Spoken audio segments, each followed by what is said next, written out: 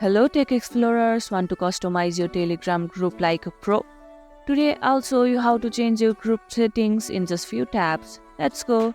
First, open Telegram and go to the group chat you want to modify.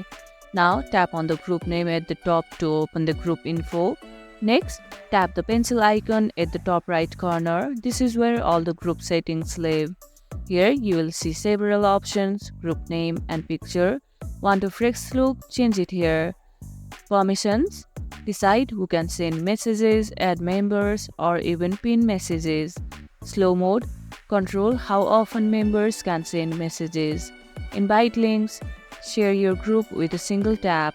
Once you have made your changes, tap save, and that's it.